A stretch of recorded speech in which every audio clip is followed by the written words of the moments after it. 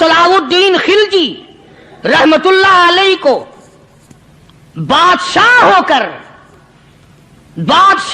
کر عربی کی بہت بڑی 4 جلدوں میں کتاب ہے ہدایہ بادشاہ صلاح الدین خلجی کو زبان نہیں آتا.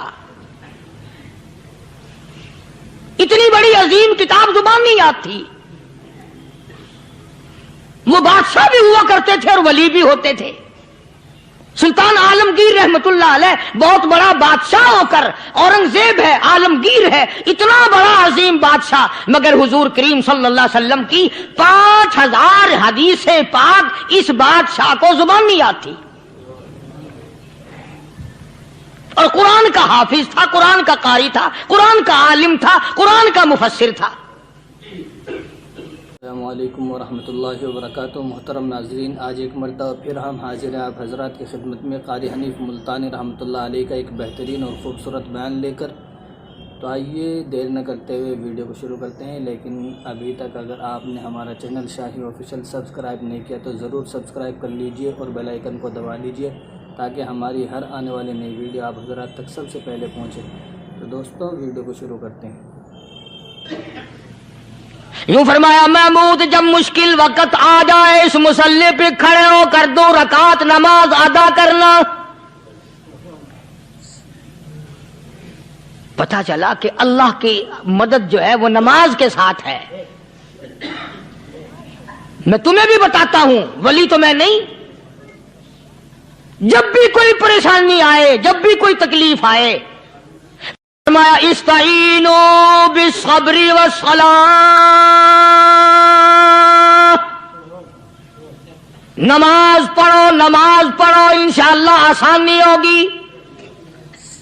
صبر کر، نماز پڑھ. ان اللہ مع الصابرین،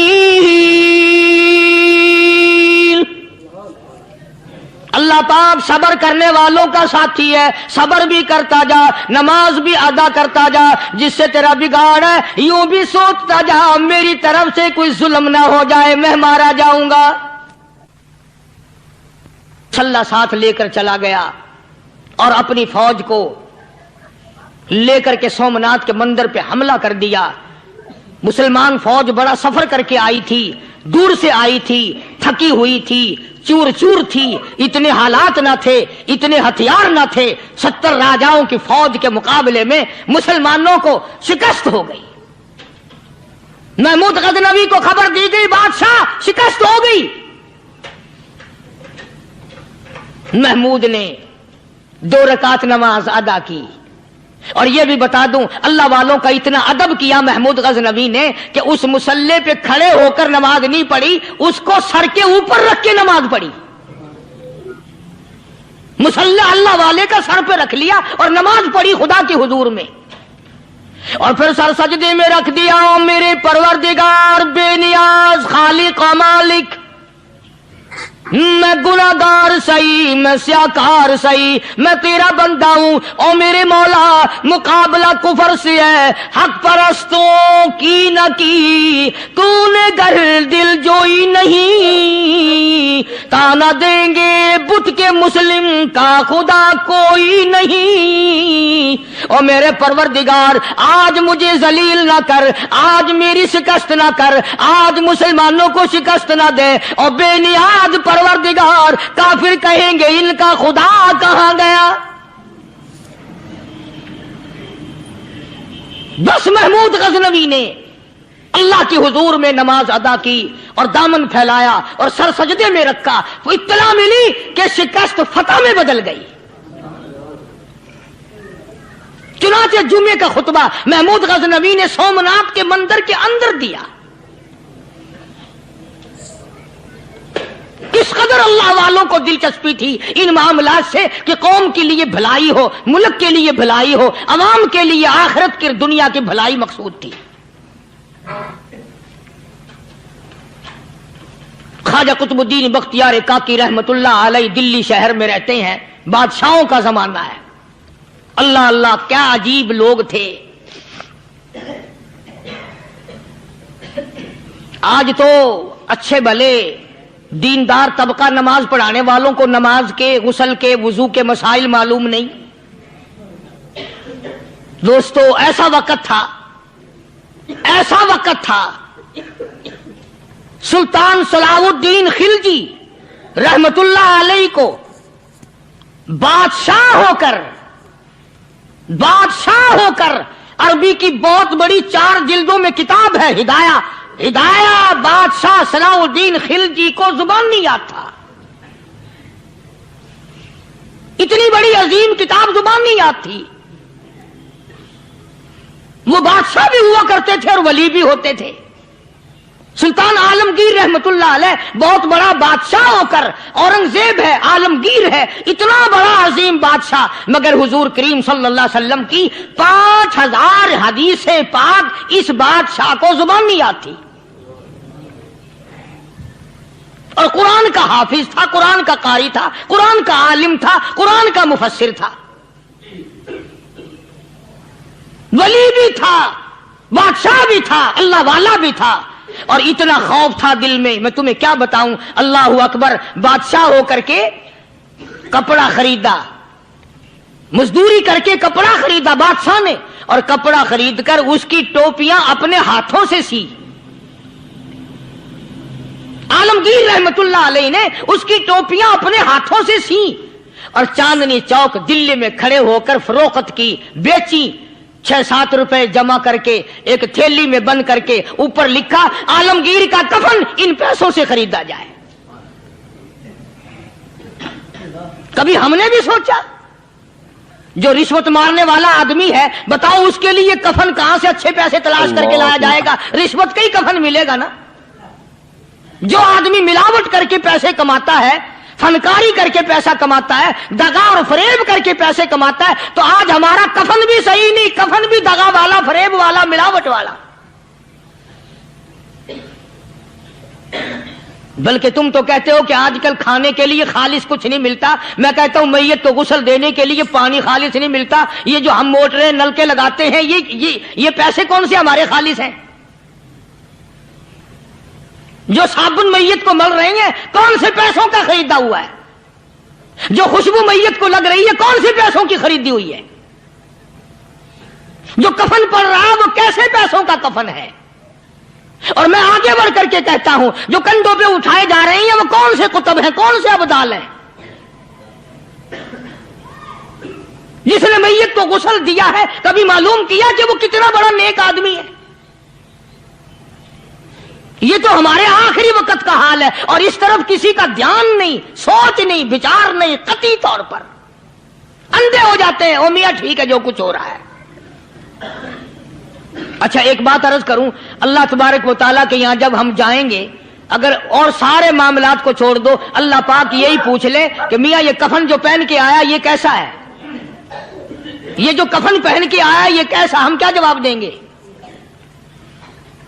بادشاہ عالمگیر رحمت اللہ علیہ نے تھیلی پہ لکھ کر کے بند کر کے رکھ دیا، جب میرا انتقال ہو جائے، میری موت آ جائے، جب میں دنیا سے رخصت ہو جاؤں، جب میں دنیا سے چلا جاؤں، میرا آخری لباس جو میں نے ساتھ لے کے جانا ہے، وہ شادی کے جوڑے دنیا تیار کرتی ہے، سفر کے جوڑے دنیا تیار کرتی ہے، غیر ملکوں میں جانے کے لباس دنیا تیار کرتی ہے، ادھر ادھر جانے کے لیے، تقریبوں میں جانے کے لیے جوڑے لباس پوشاک دنیا تیار کرتی ہے. اور میں کہتا ہوں لوگوں، قبر کی پوشاک ہم کب تیار کریں گے؟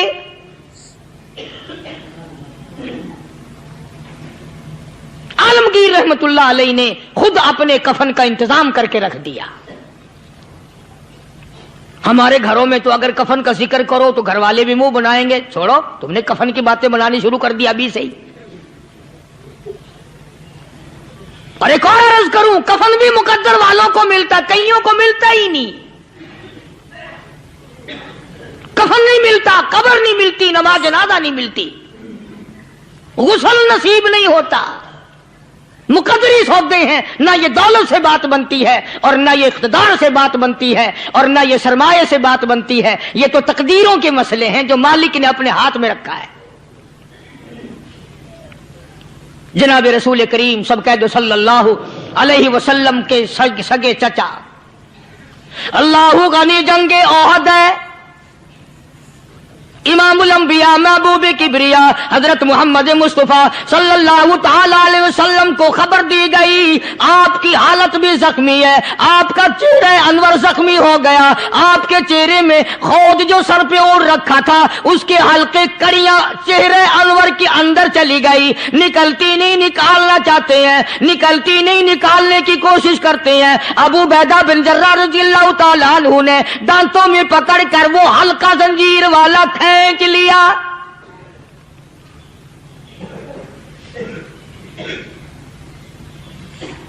अल्लाहु गनी, उधर खून का फुवारा छूटा, खून का फुवारा छूटा।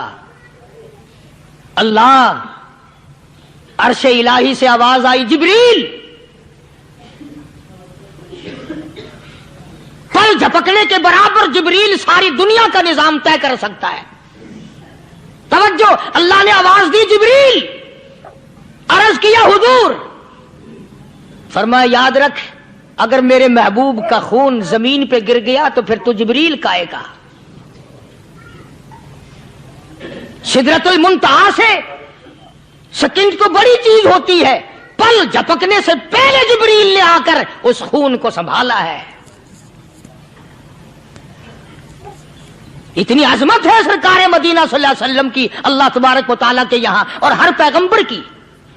इब्राहिम अलैहिस्सलातु वस्सलाम को वक़्त के बादशाह ने मंजनीक में बिठाकर यूं आग में फेंक दिया, उस मिंजनीक में से, पंगूड़े में से खलील निकल चुका। आवाज आई, जिब्रील। जवाब मिला, हुजूर, कि मेरा खलील को क्या हुआ? हजरत जिब्रील को हुक्म हुआ, याद रख, अगर खलील का एक बाल भी जल गया तो जिब्रील किस काम का? अल्लाह तबारक व तआला के फरिश्ते ने पहले पहुंचकर आग पे पर बिछा दिए।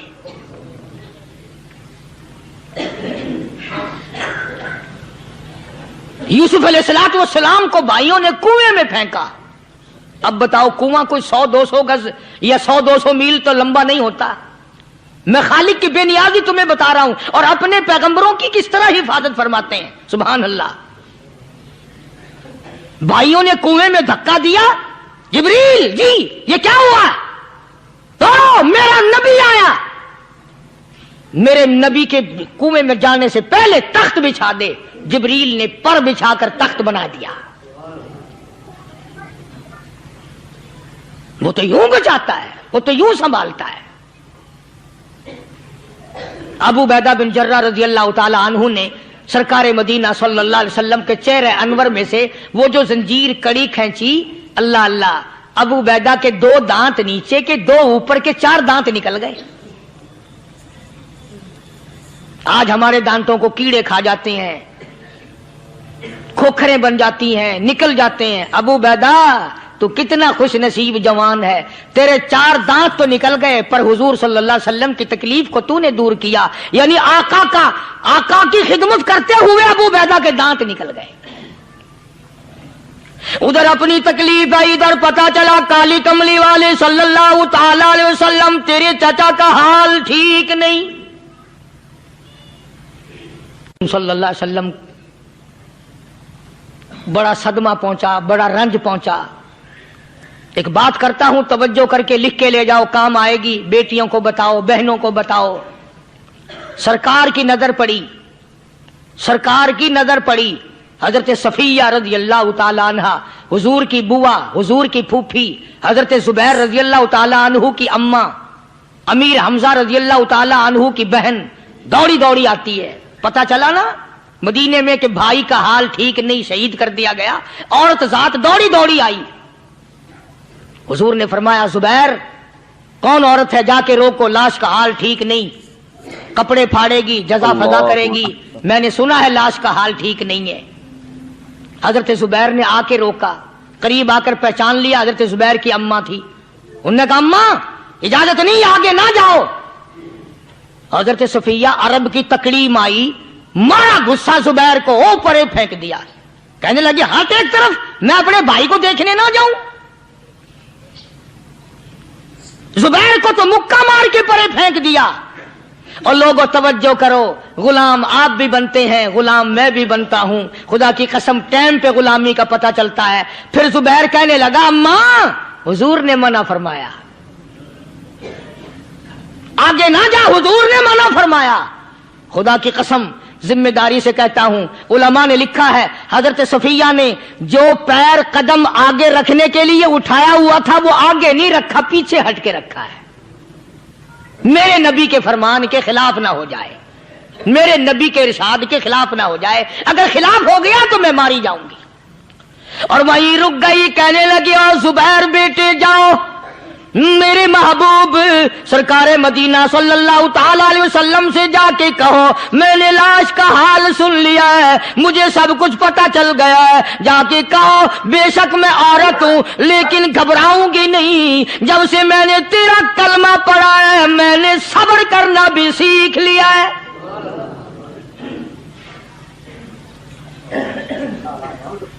میں جدا فدا نہ کروں گی، میں کپڑے نہ پھاڑوں گی، میں رونا دھونا نہیں کروں گی۔ مدنی کریم صلی اللہ علیہ وسلم کو حضرت زبیر نے جا کے بتا دیا، میری اماں یوں کہتی ہے، فرمایا پھر بے شک اجازت ہے جائے۔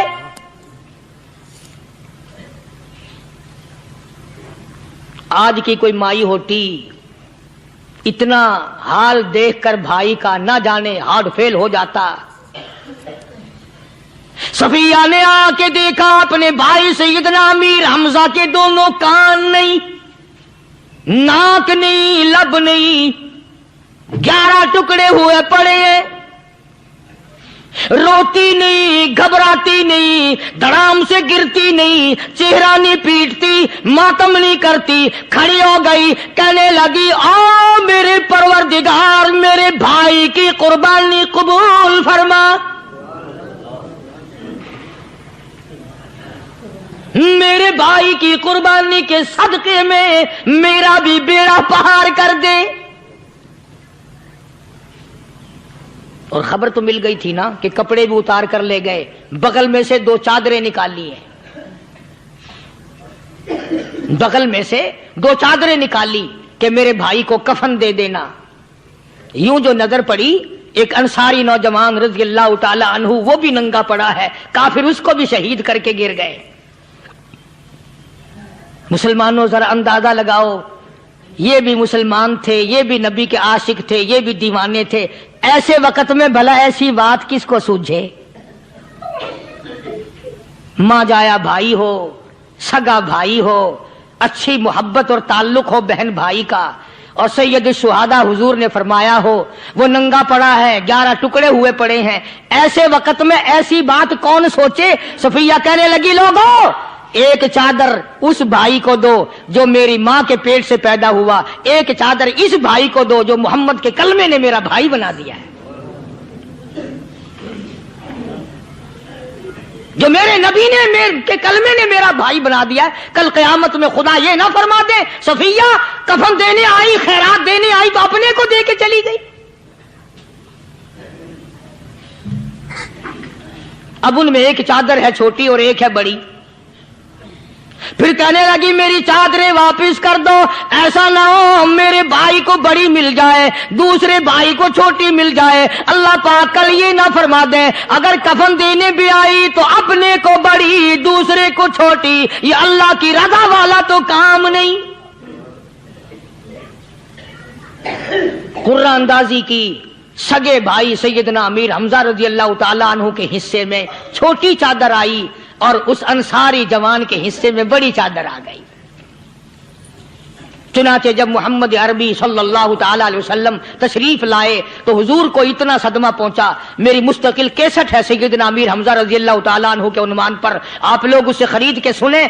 تم بھی کہتے ہو کہ ہم نے اسلام کی بڑی خدمت کی، ہم نے قرآن کی بڑی خدمت کی، ہم نے علماء اور طالب علموں کی بڑی خدمت کی، ہم نے مسجد اور مدرسوں کی بڑی خدمت کی۔ میں یہ کہتا ہوں آؤ دیکھو تو صحیح کہ ان حضرات نے کہاں تک قربانیاں دی ہیں۔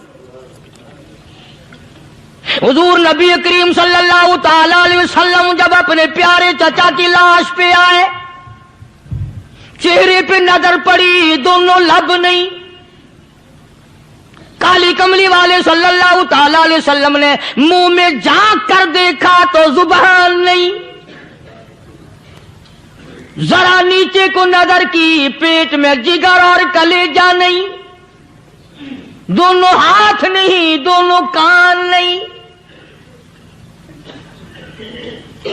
یہ حال دیکھ کر حضور صلی اللہ علیہ وسلم کو چکر آ گیا، زمین پہ تشریف فرما ہو گئے، اور پھر بلکہ یہاں تک لکھا ہے کہ آپ نے یوں فرمایا، او میرے مالک، اگر صفیہ مائی میری بوا پھوپھی یہاں نہ ہوتی تو میں یہ ٹکڑے بھی نہ اٹھاتا، اگر تو یوں ہی راضی ہے تو میں بھی یوں ہی راضی ہوں۔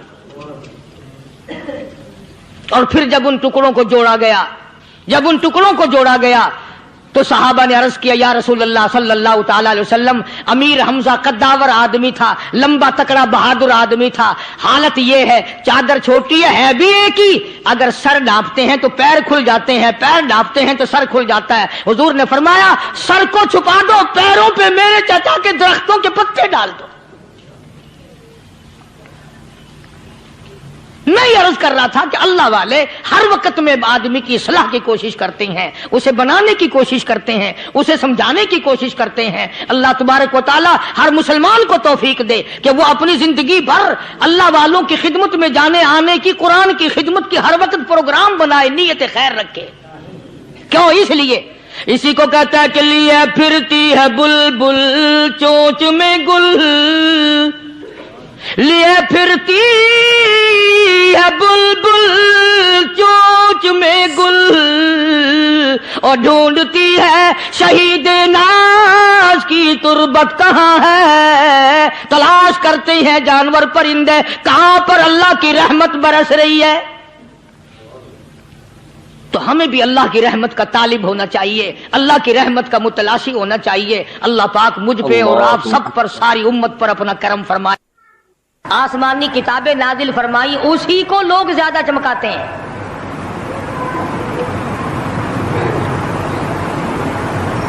خدا اس بات کو گوارا ہی نہیں کرتا کہ میری طرف سے بغیر میرے اعلان کے کوئی ذرہ برابر اعلان کر سکے۔ وہ کسی قلندر کو، کسی ملنگ کو، کسی کو اختیار نہیں دیتا۔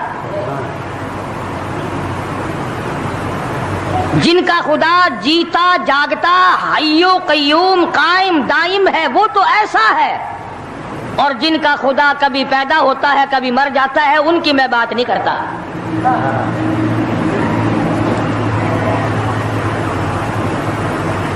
پروردگار عالم نے ایک طریقے کا سوال کر دیا، اگر تم میرے معاملات میں شریک کار بنتے ہو تو آؤ پھر ایک ناخون بنا کے دکھاؤ،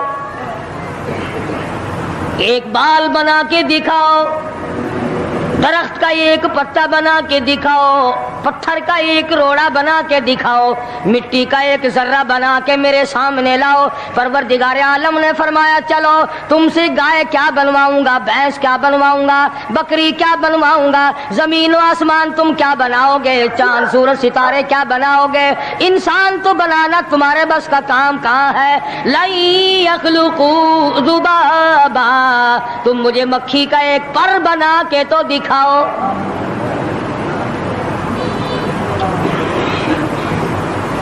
فرمایا، جس کے دل میں توحید و ایمان یقین کی دولت جم جاتی ہے، وہ لوگ تو دنیا ہی میں ایمان کا مزہ چکھتے رہتے ہیں، ایمان کی لذت آتی ہے۔ صحابہ اکرام رضوان اللہ تعالی علیہ مجمعین کی جماعت نے دنیا ہی میں جنت کو دیکھا، جنت کی خوشبو سونگھی، کسی کو جنت کی ہوا لگی، کسی نے جنت کا نقشہ دیکھا، کسی کو جنت کا نظارہ کرا دیا گیا دنیا ہی میں۔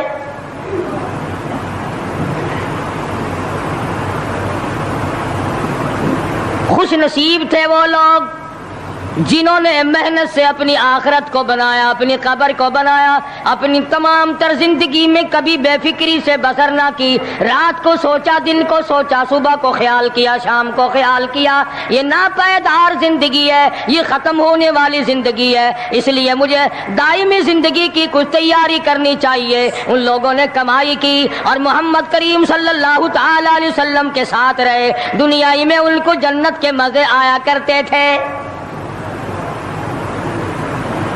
من عمل صالحا من ذکر او انثى وهو مؤمن فلنحيينه حياة طيبة محنت کرنی پڑتی ہے، تکلیف اٹھانی پڑتی ہے، پریشانی جھیلنی پڑتی ہے، جب جا کر کچھ کام بنتا ہے، استقامت کے ساتھ کام بنتا ہے، جہاد فی سبیل اللہ کے ساتھ کام بنتا ہے، گردنیں کٹانے سے کام بنا کرتا ہے، اپنی جانوں کا قیمہ بنوانے سے کام بنا کرتا ہے، پھونک مارنے سے نہ کبھی کام بنا اور نہ آج بن سکتا ہے۔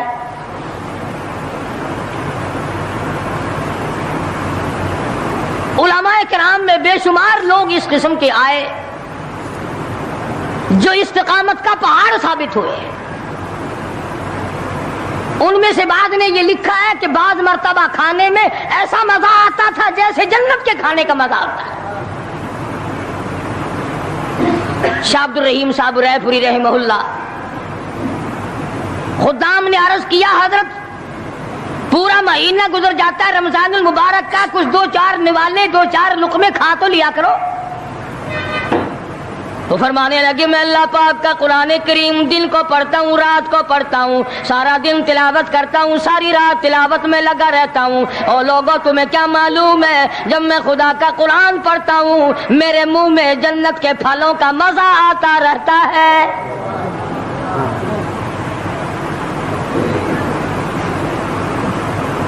صحابی ہے مدنی کریم صلی اللہ تعالی علیہ وسلم کا، احد پہاڑ کی طرف جا رہا ہے، ایک دوسرا صحابی سامان لے کے لینے کے لیے واپس آ رہا ہے، وہ جانے والا پوچھتا ہے کدھر چلا؟ کہتا ہے مجھے فلانا کام ہے۔ پوچھا تم کہاں چلے؟ کہتا رب ذوالجلال کی قسم احد پہاڑ سے جنت کی خوشبو آ رہی ہے۔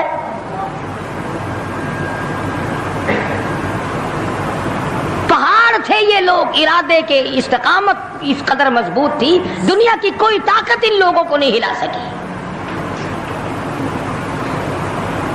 سید عطا اللہ شاہ صاحب بخاری رحمہ اللہ، علماء اکرام کی پگڑی تھی، علماء کے آبرو تھے شاہ صاحب، علماء کی عزت تھی۔ امرتسر میں جلسہ کیا شاہ صاحب نے، اطلاع ملی بہار میں لوگوں نے حسین احمد مدنی کی پگڑی اتار کر جلا دی۔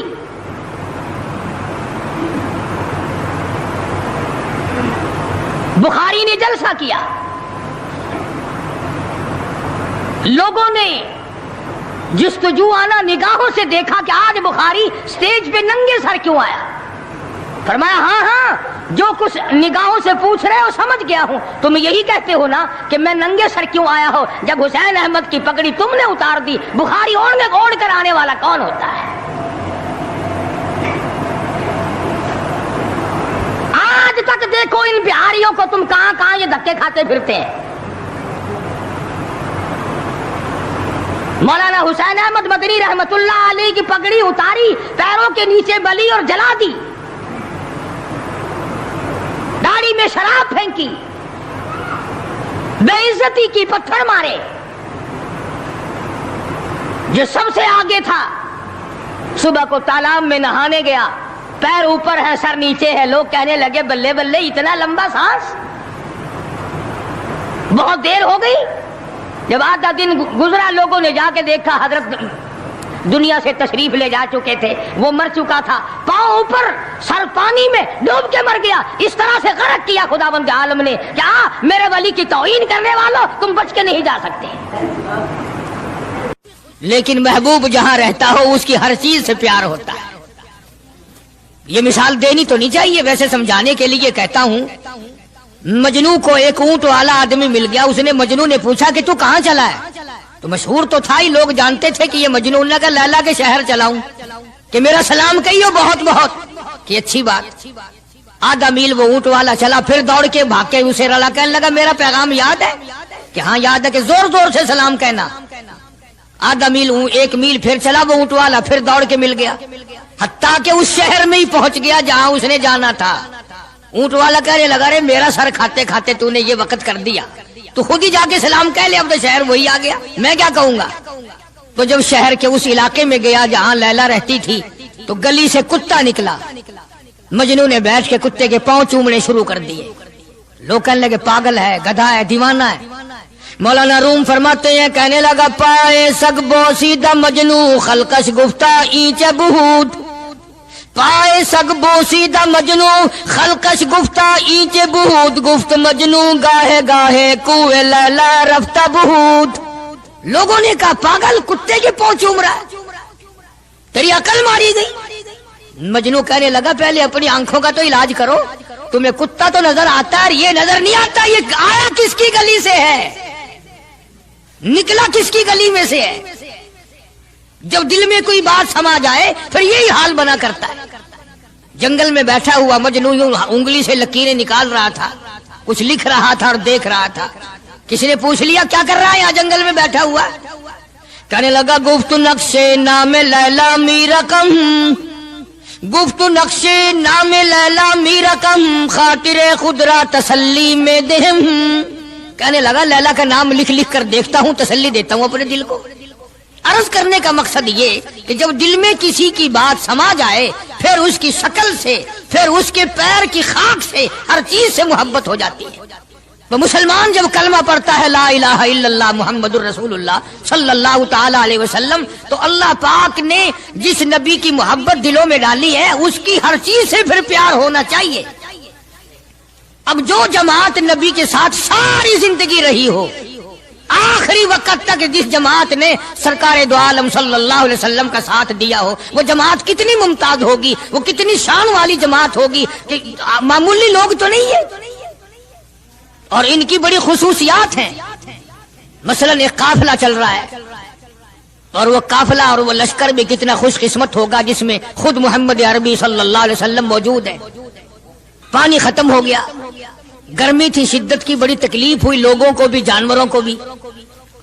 تو صحابہ کرام نے مشورہ کیا اور اکٹھے ہو کر کے سرکار دو عالم صلی اللہ علیہ وسلم کے دربار عالیہ میں آئے کہ جی پانی نہیں ہے, جانوروں کو بڑی تکلیف ہے اور آدمیوں کو بڑی پیاس ہے, بڑی تکلیف ہے, آپ اللہ پاک سے دعا فرمائیں.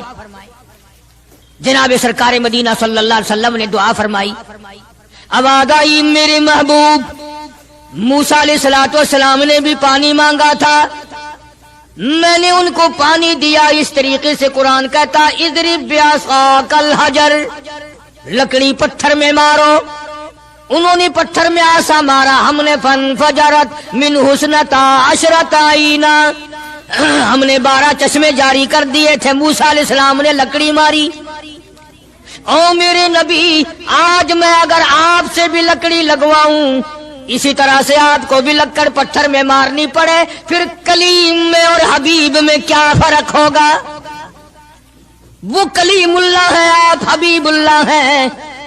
آپ کو لکڑی مارنے کی ضرورت نہیں. یہ پیاری پیاری انگلیاں جو یتیم کے سر پہ پھرتی ہیں, یہ پیاری پیاری انگلیاں جو ہر صحابی کے ساتھ مسافہ ہونے میں ملتی ہیں, غریبوں کے لیے دعا کے لیے اٹھتی ہیں, میرے محبوب صلی اللہ علیہ وسلم یہی پیاری پیاری انگلیاں ایک پانی کے برتن میں آپ رکھ دیں, مجھے اپنی کبریائی کی قسم سارے قافلے کو ان انگلیوں سے نکلا ہوا پانی پلا دوں گا.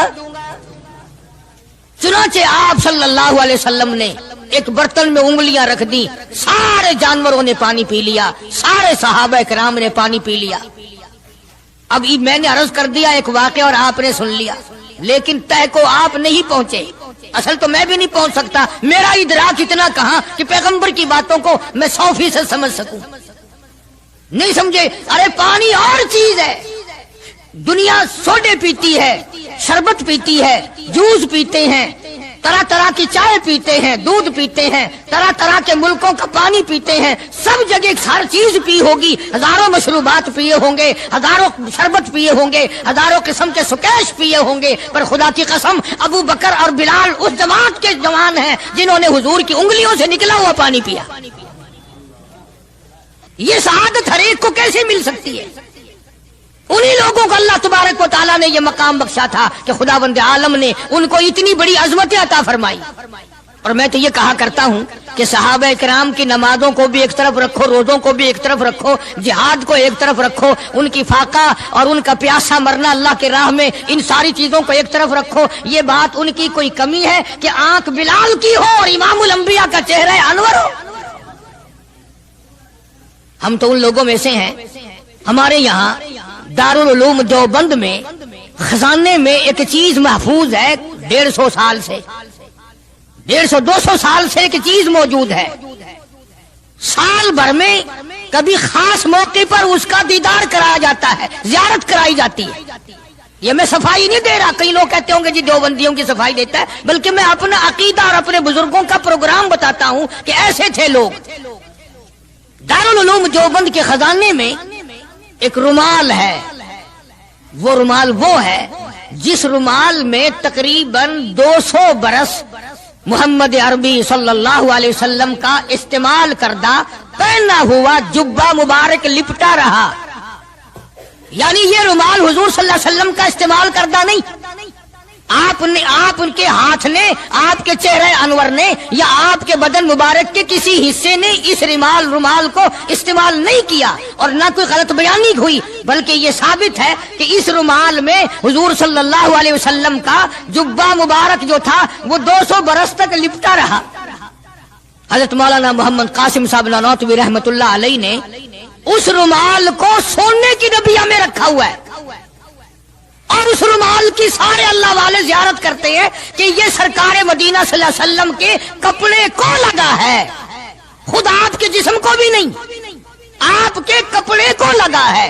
जो लोग हुजूर के कपड़े को लगे हुए कपड़े की भी इज्जत करते हो, उनके अंदर हुजूर की मोहब्बत कितनी होगी। वो सोने की डबिया में मौजूद है और कभी कभी उसका खास मौके पर एहतमाम के साथ उसकी जियारत कराई जाती है। नाम पता बताने की मुझे इजाजत नहीं है। यहाँ पाकिस्तान में एक जगह है, वहां पर हुजूर करीम सल्लल्लाहु अलैहि वसल्लम की रीश मुबारक, आपकी दाढ़ी मुबारक का एक बाल सोने की डबिया के अंदर और डबिया और फिर उसमें बड़ा कुछ इतर वगैरह उसमें वो संभाल के रखा हुआ है और एक बाल मुबारक में से 2-3 शाखें और निकली हुई हैं। मैं ये अर्ज कर रहा था कि जो लोग आपके नालैन मुबारक की भी इज्जत करते हो, उनके खुद अपने दिलों में कितनी मोहब्बत और अजमत होगी। हदीस पाक की एक किताब है जामे तिरमिज़ी, अरबी मदारिस में पढ़ाई जाती है। उस किताब में सरकार मदीना सल्लल्लाहु अलैहि वसल्लम का हुलिया नक्शा मौजूद है। तुम्हारे दिल में तो कभी ये मोहब्बत भी ना उठी कि कम से कम हम कभी किताबों में हालात में सुने तो सही, आपकी शक्ल मुबारक किस तरह की थी, रंग मुबारक कैसा था, उंगलियां मुबारक कैसी थी, चेहरा अनवर कैसा था। किताबों में सब कुछ मौजूद है। तुम आदी बन गए दौड़े सुनने के, गलत बातें सुनने के, असल बात रही गई। तो मैं बताना ये चाहता हूं कि जामे तिरमिज़ी किताब जो है हदीस पाक की, उसमें आप सल्लल्लाहु अलैहि वसल्लम की चप्पल मुबारक का नक्शा है, आपकी नालैन मुबारक का नक्शा है, यानी सरकार दो आलम सल्लल्लाहु अलैहि वसल्लम की जूती मुबारक का नक्शा है। अब वो है उस जमाने की, बिल्कुल सादा चप्पल है, पहाड़ी किस्म की। तो मेरे बुजुर्गों का और मेरे अकाबिर का, उलमाए देवबंद का यह अकीदा है कि अगर कोई आंखों से वो नक्शा देख ले, तवज्जो करना, और दिल में ये ख्याल लाए हैं ये भी कोई जुत्ती है, बाटा वाले इतनी अच्छी बनाते हैं, सर्विस वालों की इतनी चप्पलें अच्छी हैं, फलाने मुल्क की इतनी अच्छी, अमेरिका में यूं बनती है, हमारे यहाँ कंपनियां यूं बनाती है, ये तो कोई खास चप्पल नहीं। हमारे बुजुर्गों ने लिखा है जिसके दिल में इतनी सी बात आई, ईमान चला गया, ईमान नहीं रहेगा, इसलिए कि उस जात की नालैन मुबारक की इज्जत भी फर्ज है। आई बात समझ में, यानी किस कदर अजमत है, किस कदर मोहब्बत है और किस कदर ताल्लुक है मोहम्मद अरबी सल्लल्लाहु अलैहि वसल्लम की जात से इन लोगों को। मौलाना रशीद अहमद साहब गंगोही रहमतुल्लाह अलैह रमजानुल मुबारक में मदीने पाक से मुरीद खजूरें लाके दे देते, तो आप मुरीदीन को खजूरें तकसीम फरमाते और फरमाते गुठलियां मुझे वापस कर दो, खजूरें खाकर गुठलियां वापस दे दो। हजरत क्या करते, उन गुठलियों को इकट्ठा करके हावन दस्ते में कूटकर सफूफ बनाकर रख लेते और रमजान शरीफ में जिस पानी से रोजा इफ्तार करते, वो गुठलियों वाला सफूफ उसमें मिलाकर पीते कि ये मेरे आका के शहर की गुठलियां हैं। कितनी बड़ी इज्जत है। उस जमाने में बिजलियां नहीं होती थी, चिराग जलते थे हुजूर करीम सल्लल्लाहु अलैहि वसल्लम के गुंबद खिदरा पे, जहां हर वक्त अल्लाह की रहमतें बरसती हैं। अल्लाह हर एक को ज़ियारत नसीब फरमाए। 24 घंटे फरिश्ते सलाम पढ़ रहे हैं, सलात पढ़ रहे हैं, दुरूद पाक पढ़ रहे हैं, चारों तरफ से रहमत ही रहमत बरस रही है। तो जैतून तेल जलता था, किसी मुरीद ने हजरत को लाके वो चिराग का بچا ہوا تیل، ایک تو زیتون ویسے بکبکا ہوتا ہے، زیتون کا تیل کوئی ذائقے دار نہیں ہوتا، ویسے ہی بکبکا، اور پھر اس چراغ کا بچا ہوا جو جل چکا ہو اور بھی زیادہ بدبودار ہو جاتا ہے۔ لیکن مولانا رشید احمد گنگوہی رحمت اللہ علیہ کو جب کسی نے لا کے دیا تو حضرت نے وہ بچا ہوا چراغ کا تیل کھڑے ہو کے پیا۔ تو کسی نے پوچھا حضرت یہ کیوں؟ فرمایا تجھے کیا معلوم ہے، یہ اس چراغ کا بچا ہوا تیل ہے جو کالی کملی والے صلی اللہ علیہ وسلم کے روضہ اقدس پہ جل رہا تھا۔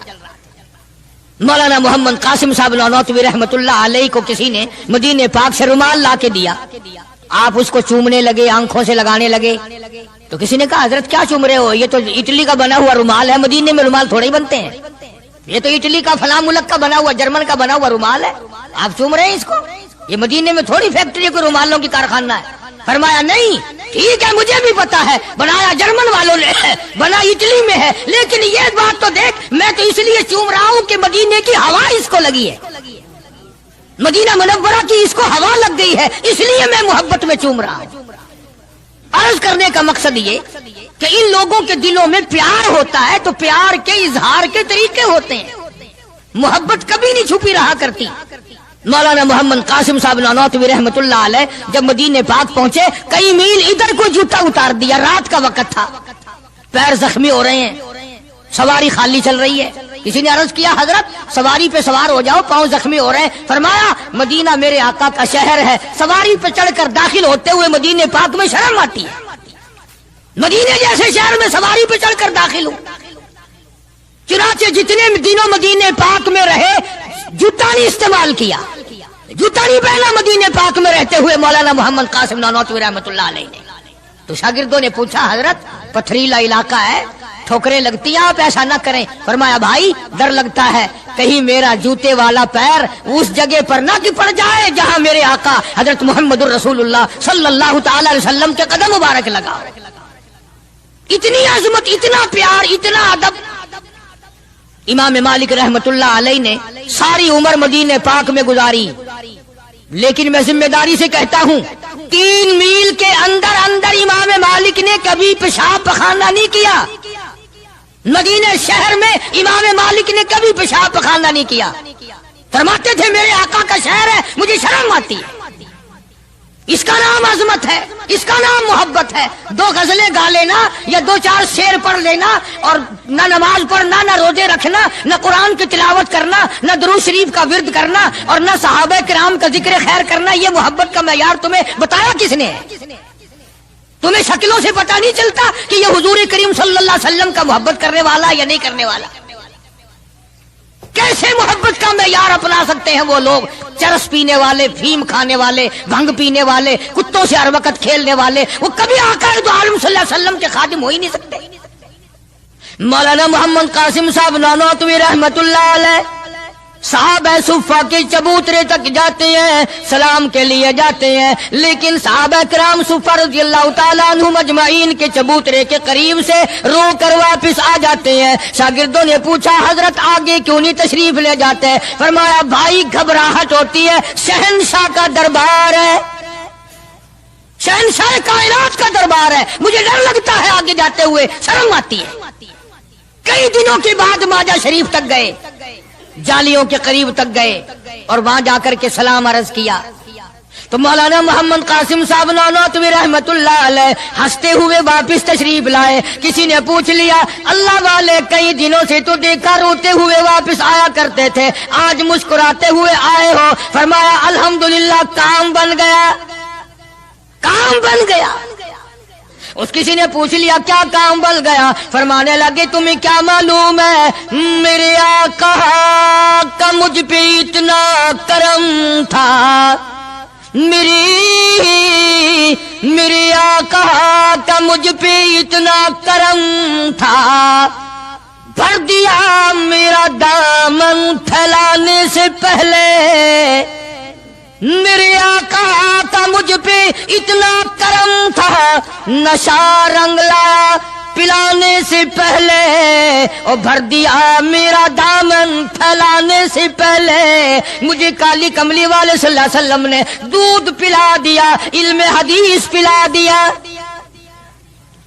عجب انداز کے لوگ ہیں، عشق ان جیسا باہر تشریف لائے. نعتیہ کلام تو دیکھو، عشق کے بغیر ایسا کون کہہ سکتا ہے. یوں فرماتے ہیں جیوں تو سگانے، جیوں تو سگانے حرم کے ساتھ پھروں. او میری مولا بقایا زندگی اگر میری ہے، میرا مدینے کے کتوں میں شمار کر دے، میں بڑا راضی. جیوں تو سگانے حرم کے ساتھ پھروں، اور مروں تو کھائے مجھ کو مدینہ کے مرغ و مار. میں مدینے میں مر جاؤں، مدینے کے پرندے مجھے کھا جائیں، میں بڑا راضی. اگر ویڈیو پسند آئی ہے تو ویڈیو کو ضرور لائک کریں اور شیئر کر دیجیے، اور اسی طریقے سے روز نئے بیانات اور دینی معلومات دیکھنے کے لیے، سننے کے لیے ہمارا چینل شاہی آفیشیل ضرور سبسکرائب کر لیجیے، تاکہ ہماری ہر آنے والی نئی ویڈیو آپ حضرات تک سب سے پہلے پہنچ سکے. جزاکم اللہ خیر.